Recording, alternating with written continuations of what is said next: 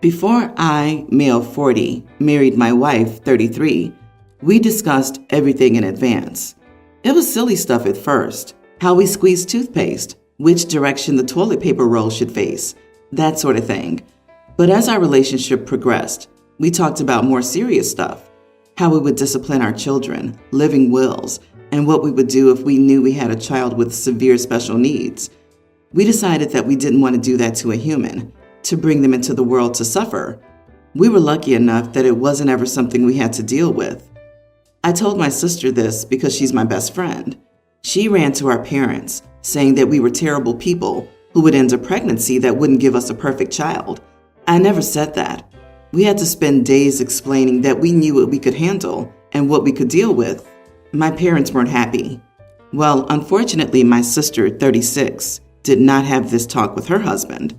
When she was pregnant with their second child, the doctor told them that the child would have many health issues.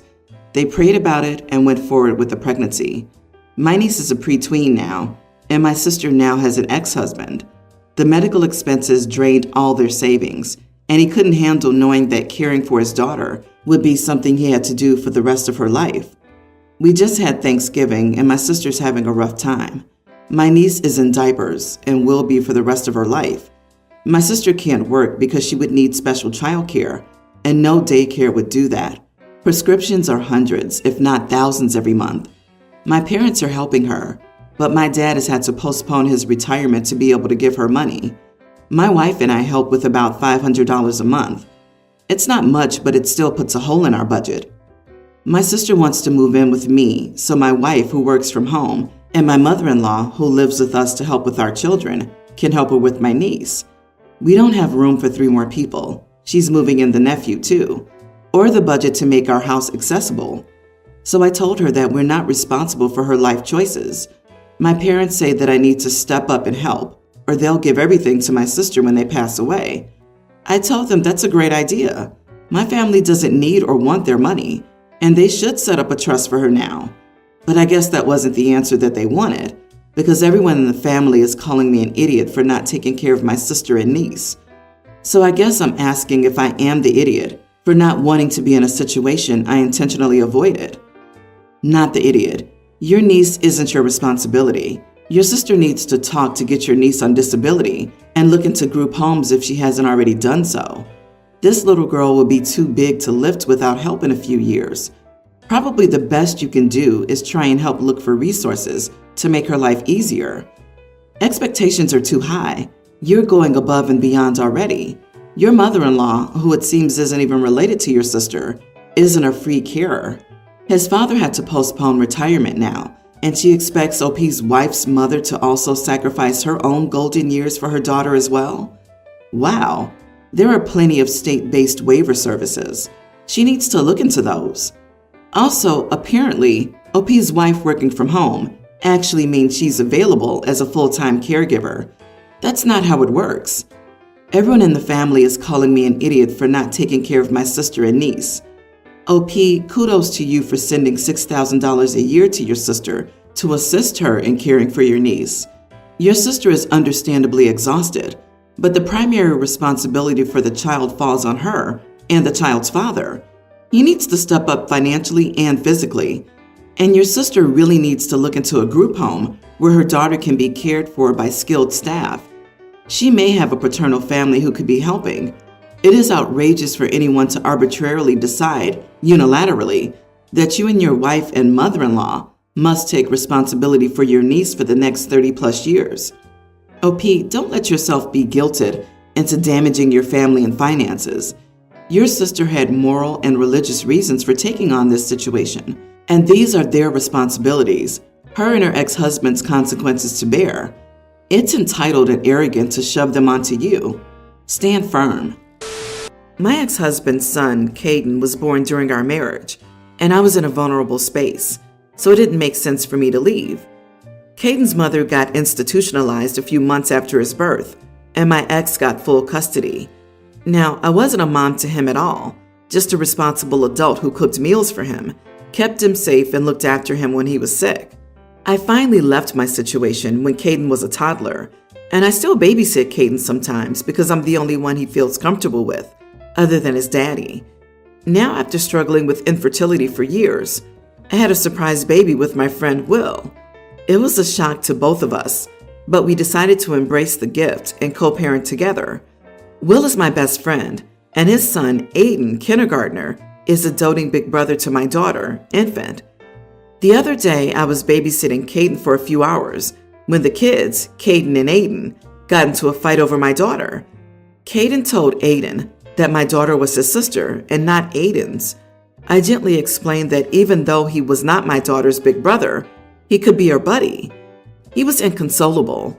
I had to tell him that Aiden was indeed her big brother. My ex is furious with me for telling him that my daughter isn't his sister. He thinks that my comments were harsh and inappropriate for a child that young. I think that my comments were okay. I don't want to confuse a little boy and create expectations and disappointments down the line. Am I the idiot? Not the idiot. He isn't her brother. Set that boundary now. It's foolish for his father to say otherwise when that isn't the fact. Please don't allow him to lie to his son. But for God's sake, stop babysitting him. It's clear from your post that you have zero maternal feelings for this child. He should be with his family anyway. Ugh, I'm not sure I can declare a sentence here. You say that you weren't a mother, and yet you cared for this child the entire first few years of his life and still watch him occasionally. It seems to me that he considered you to be his mother, and so, by extension, he considers your daughter his sister. So you're telling him that he's not her brother was basically you telling him that he's not part of your family. I feel for that little boy. How confusing and heartbreaking for him at that age. It wasn't right for your ex to get furious at you, but I also don't think you properly considered your role in his child's life. The only way this child could have come up with this idea that the babysitter's baby was his sister is if dad was drilling that idea into his head. Many people are jumping all over OP and commenting that she has equal responsibility here. The dad is the one responsible here. OP is not to blame because she actually stepped up and tried to help the child. And people even paying attention to the fact that it sounds like he messed around on her, conceived a kid, and then seems to have expected her to be a mother figure? Gross. Exactly. It's funny how many people criticize OP for being a decent human being. She was in a vulnerable state where she couldn't leave a blatant cheater who fathered her child with another while married to her and then took the child home. She ensured the child did not starve or was neglected and even continued babysitting as needed. You may call me cold, but if I were in her position, I wouldn't consider Caden my son or provide parental affection. The child is innocent, but I'm not a friggin' saint. OP is not the idiot, and the ex is a massive gaping idiot. I can't believe he dared to even get mad at her. I'm male 29, have a girlfriend, Lily, 26. Lily and I have been dating for around 8 months. I have a daughter, Alice, pre-tween, whose mother is my ex-fiancée, Rachel, female 29. Our relationship ended for multiple complicated reasons, which I won't get into. However, it mainly boiled down to us simply not being romantically compatible. Rachel and I are on good terms. We've had a few petty disagreements initially, but we've been able to co-parent well. Lily never had an issue with me being a single dad, and she interacts really well with Alice. However, recently I think Lily really overstepped and acted inappropriately. Last week, Alice's school had a fair. There were games, prizes, food, and music. Alice is in her school's dance club, which was doing a performance towards the end of the fair. I talked to Rachel about the event, and we agreed that I would take Alice to the fair, and Rachel would meet up with us at the event, and then take Alice back to her home. Lily insisted on accompanying me and Alice to the fair, and I didn't see a reason as to why she couldn't come along. However, Rachel didn't meet up with us when she agreed to. I tried to call her a few times, but she wasn't answering. Lily seemed a lot more annoyed about it than I was, and went on about how Rachel shouldn't be late and needs to prioritize her time better. I told Lily she was just probably stuck in traffic or something, and that it was no big deal. Rachel ended up being 2 hours late and didn't arrive until after the dance performance. She said that her boss made her stay behind past the time she was supposed to finish and was apologetic. Rachel is usually on time. I will admit that Alice was pretty disappointed, but these things happen. Lily was fuming angry and confronted Rachel in front of Alice. She accused Rachel of not caring about her child and being hopelessly disorganized. Lily told Rachel that her own mother was like her and that she hated her for it. I tried to calm Lily down and prevent an argument, but Rachel started yelling at Lily and said that she has no right to criticize her and that she wasn't Alice's parent.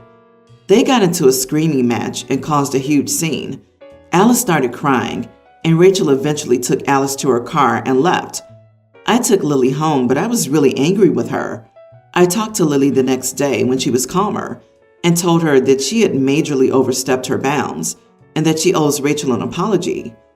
Lily seemed surprised that I'd say that and said that Rachel was blatantly in the wrong and that she should have been more organized and prioritized her child. I told Lily that didn't matter and that she behaved inappropriately. Lily was really mad that I didn't take her side and has been very cold towards me. Even if your ex was hopelessly disorganized and a train wreck, it's not even remotely your girlfriend's place to point it out in front of her child. Frankly, if I were you, I'd be livid. It doesn't matter. Your girlfriend can talk to you in private, but you do not badmouth your co-parent in front of the child. This is hard enough on your daughter. She just made it harder and drove a wedge into your situation. I'd be telling her she needs to apologize or she can move on. Not the idiot. Not even close, dude. This is a nuclear level offense on your girlfriend's part, not a small misstep. Even if she was triggered because of some childhood issues, her reaction suggests that she's deeply unstable. The fact that she was surprised when you asked her to apologize is another terrible sign. She really doesn't see what she did wrong, and it was a doozy. Your child's emotional safety and your positive co-parenting relationship with your ex are your priorities here. Unfortunately, your girlfriend does not respect either one. If I'm honest, it's even boundary pushing to request to come to your child's school after only 8 months of dating. I will let this relationship go. If you don't, you'll look back and think of this incident as the siren you ignored. So, my ex-husband and I split about a year ago. He had been cheating for over half of the number of years we had been together, and I caught him in bed with a man and a woman. He was bi, but I divorced him soon after despite all the pleads, and we went our separate ways. I've tried to explain briefly without outing him to my daughter, teen, why we're splitting. My intention was never to turn her away from her dad or make her hate him. We had originally stated that we would try to keep this brief and shelter our daughter from this harsh time as much as possible. Lately, she's been very hateful and disrespectful towards me, and for the longest, I couldn't understand why until she got into a fit and told me that I ruined her life and that if I had just kept my legs closed, she would still have her family back together. This shocked me. At first, I was angry, but then I was confused about where she got this information. I had asked her before, and she said that she wasn't going to talk to me when I was the one who ruined her life. So I called her father and asked him if he knew anything about this and if he had told anyone that I was the one who messed up. But he dismissed everything and said he had no clue where she had gotten that information from. Now, I was really confused and back to angry that she said this to me, but I chose to wait until I knew what was going on. I tried talking to her multiple times, but she continued to shut me down and say that I ruined her life. I'm a terrible mom. I chose myself above her family, and I'm the only one to blame for her not having a mom and dad together. So I reached out to all family and friends to see if they had said anything that would lead to this as well. Now, I'm not proud of this, but I saw a message come up on my daughter's phone, and I peeked at it. The message read, "I know, sweetie, just 3 more days," and it was from her dad. So I opened the phone to see tons of messages of the two going back and forth, with her telling him that she was sick of being here. She didn't want to be near me after I did that, and she couldn't believe I would cheat. She's disgusted by me, and her father just agreed and consoled her. I'd asked him multiple times if he knew anything about her behavior, and he said no. He blamed me for no reason. I called him once again after that and messaged him about it when he didn't respond and got left unread. I sat my daughter down and told her that I knew she was angry at me and I had tried to shelter her from this and keep her as far away from this as possible, but I won't be held accountable for actions that weren't mine. I left any and all questions that I couldn't say without his perspective. She was shocked and apologized for her behavior toward me. This wasn't some petty revenge to get back at him, but I can't have my relationship with her ruined either. I'm now getting blasted by all of my family and his for doing this. So, am I the idiot? Not the idiot. And you should screenshot and keep those messages of him turning her against you. That's illegal in many places, as it's parental alienation. Also, keep any messages where he admitted he was the one who cheated and where you agreed not to discuss it with her. Next, I'd consult a lawyer in case he takes this further. Oh man, I actually get furious when the cheaters say their partner cheated and try to get their kids to hate the faithful parent. He's such trash. He's not worth anything. Sweetie, just 3 more days? What a joke he is. Yeah, your ex opened that can of worms. You just set the record straight. I respect the fact that you tried to shield your daughter from the reasons behind the split. Too bad your ex-husband had no such respect for her. He should have kept his mouth shut if he didn't want her to know. No idea why your family would give you a hard time defending yourself when you were the wronged party. Has he fed them lies as well? However, how you want your co-parenting to go depends on how you handle this. Setting the record straight was important to do, but I think all 3 of you need to sit down and talk through this so that she can feel that she is as close to a true story as possible. I've been struggling my entire pregnancy to keep food down, and I lost too much weight initially. Things are getting better now, but everybody, especially my husband, is overly concerned about my eating habits, but it's only making it harder for me to eat. We live with my in-laws, and so I usually have breakfast and lunch with my mother-in-law and sister-in-law. I've stopped having meals with them though, as they update my husband on how much I've eaten at each meal, which usually leads to him telling me that I need to eat more. I asked them to stop, but it didn't help.